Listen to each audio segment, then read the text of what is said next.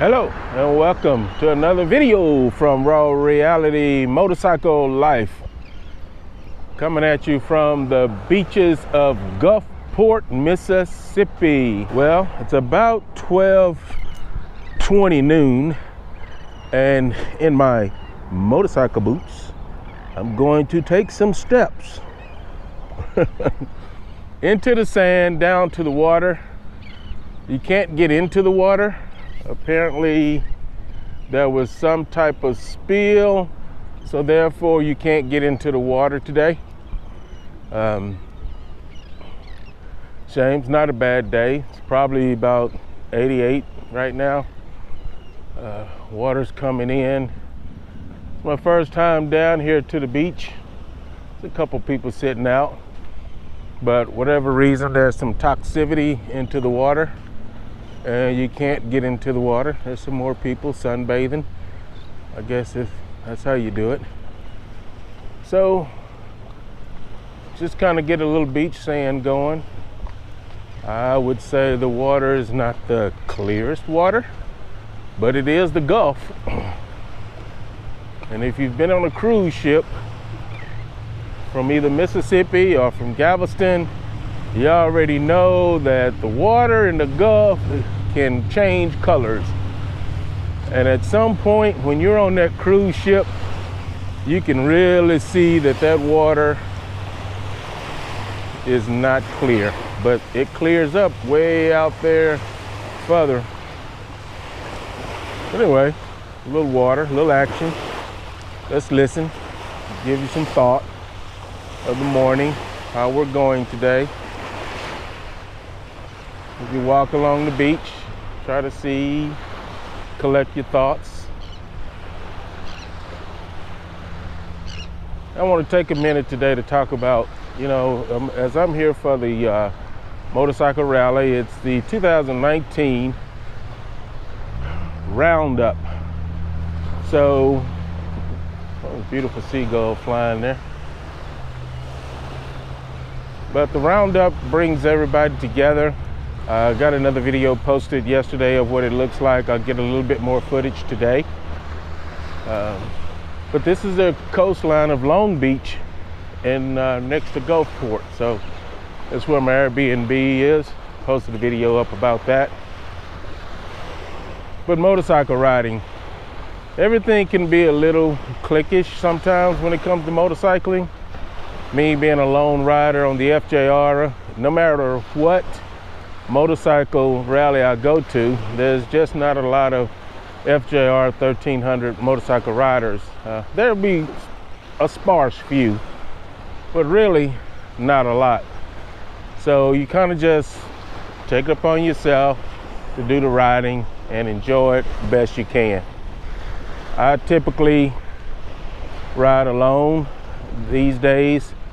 Totally enjoy riding and enjoy the solitude of it. It's almost akin to going on the golf, spending 6, sometimes 7 hours on the golf course playing around, or maybe even getting in 36 holes of golf.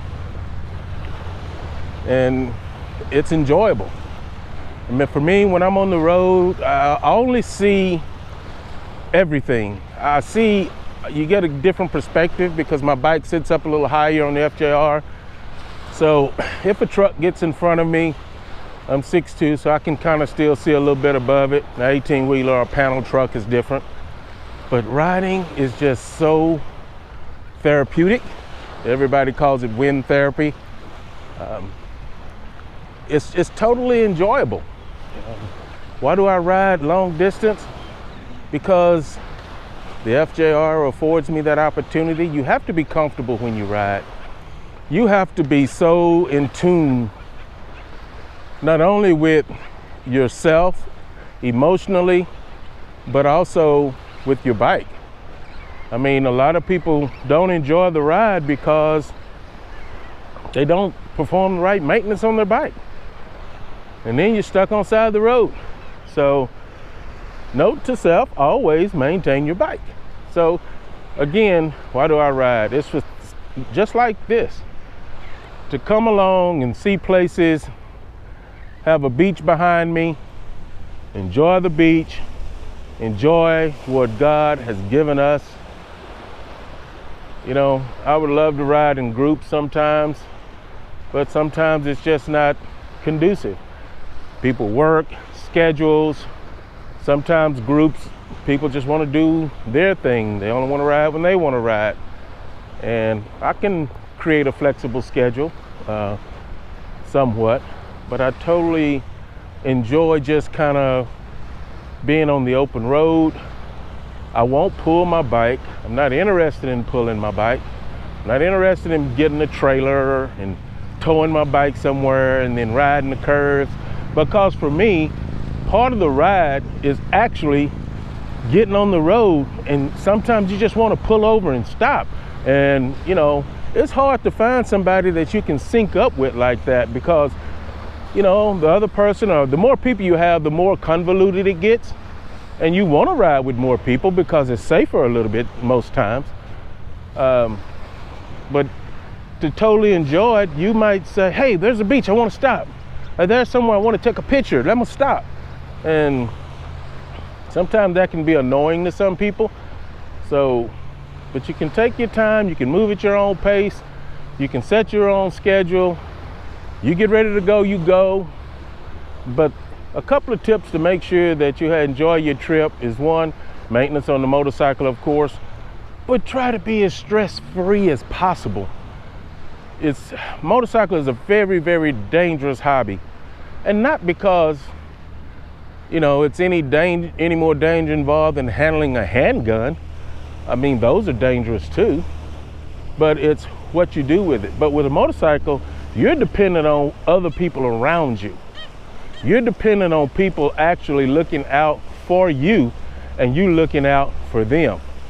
And when you're riding solo, it's very difficult at times to, you know, enjoy that, because you are riding solo. Because you got to be thinking about, hey, does this people see me? Are they after me? Are they trying to get me? Man, that guy came really close to me. Did he see who I am? Or did he just see me somewhere else and thought I'm gonna have a little fun? I mean, a lot of things can happen. Deer pop out on the road. A lot of deer strikes. So there's a lot of things that happen to single motorcycle riders. So always make sure you try to be stress-free, so you can always be thinking about what you're doing. Sitting in traffic, it can get mundane. You know, sitting behind the wheel, you can get sleepy. You have to have strategies in place so that you don't get too tired. You don't try to do too much. Break up your stops. You know, for me, it's breaking up my stop and you know, gassing at one place, eating an hour and a half later, or, you know, continuing on, gassing it, alternated, forcing myself to stop instead of trying to ride all the way through. Used to, I would just ride my bike all the way through and sit there and try to just pound it. And there was no reason for that.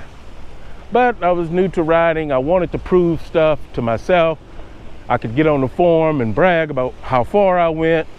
You know, I've completed several SS1000, and to this date haven't sent in any paperwork.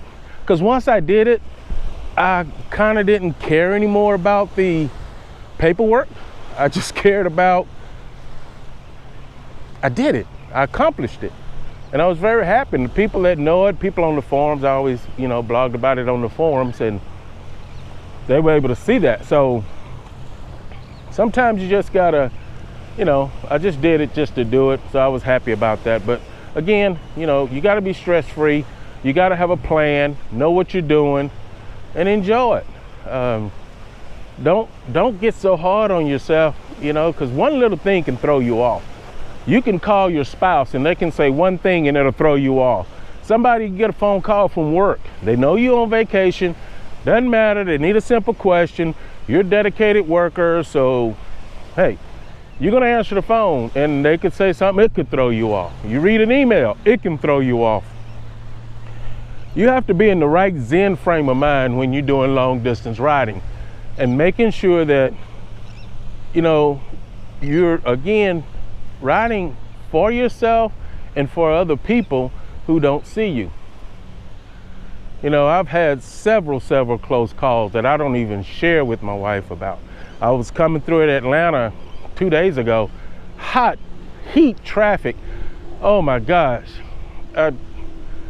And accident after accident. So I'm sitting there in traffic and I'm thinking to myself, oh wait, I done managed to get myself center of this car. You know, I don't like that. So I started moving my bike slowly to the left because I don't be directly behind cars. I need an out. I'm always, part of my riding strategy is to have an out. So I sat there, I had the bike starting going to the left, and I had plenty of room, but all of a sudden, an 18-wheeler in front of a black Toyota Camry start rolling back. I'm like, man, don't look like he's gonna stop. And now he's pushing the Camry. The Camry is honking his horn. The truck is a flatbed 18-wheeler. They have no clue, I guess. He done lost control of the clutch. And he just rolls back in the car rolls back into me. And fortunately, because I had started angling myself, I had to lean the bike over to keep from getting hit. You know, but it kind of, my crash bars kind of grazed his car. But I'm leaning the bike over, holding up this 700-pound bike packed. I'm like, pull forward, because now the truck done took off, and the guy wants to get out of the car and say, hey, what's going on? Pull forward, don't worry about me, pull forward. So he pulls forward. I can now lift the bike back up. And, you know, I had it on my knee. I didn't go down on the ground. And I, you know, kind of pushed it back up and went on my way. And then, you know, he stopped again and in traffic, wanted to get out. Said, no, don't worry about it. Thumbs up. I'm good. But those are the things that can happen. And when you're riding alone, it can happen a lot. And those stories that you share. So anyway, just be careful out there when you ride. Make sure you're in the right. Watch out for everything. Never get directly behind anybody. Never travel in the middle of a car's pathway. Always travel in their tire lane, because they're gonna swerve to miss it. And sometimes you're right up on it. You have to keep distance between you and other cars no matter what. I get it. People want to cut you off. They want to cut in front of you. You know, let them have it. It is not worth it. It is not worth getting into a beef. It's not worth it, you know, to get your anxiety worked up, because when you're worked up, guess what? Now you're losing focus on what you're supposed to be doing. And that's how bigger accidents happen. So just wanted to share a little bit with you about distance riding. There's not a lot there other than the fact that I'm just talking about it. But anyway, stay safe out there. Be bringing more videos to you soon. Click, like, share, subscribe. How does that go? Do you click, subscribe, or you like the video? Like the video, please. Once again, Raw Reality Motorcycle Life coming to you. We'll see you next time.